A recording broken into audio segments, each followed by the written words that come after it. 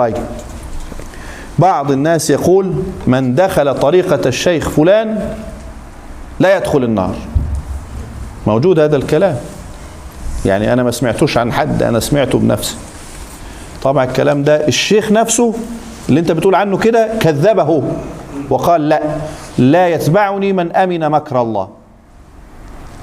ده من أصول الشيخ، مش عايز أقول اسمه.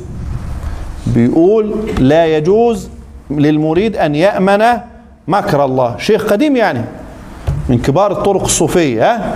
فبعض أتباعه الجهلة مش العلماء يقولوا من دخل هذه الطريقة لا يدخل النار. ليه إن شاء الله؟ ما في مسلم كان مع الرسول وارتد ومات كافر، يعني شيخك أفضل من رسول الله؟ بعض المسلمين ارتدوا بعد رسول الله وقتلوا وماتوا كفار.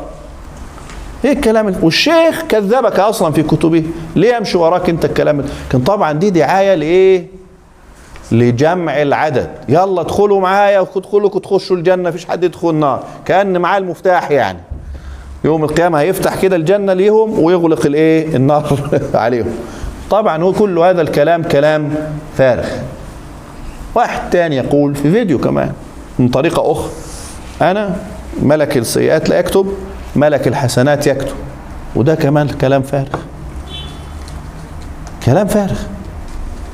كل هذا كلام لا علاقة له بالتصوف.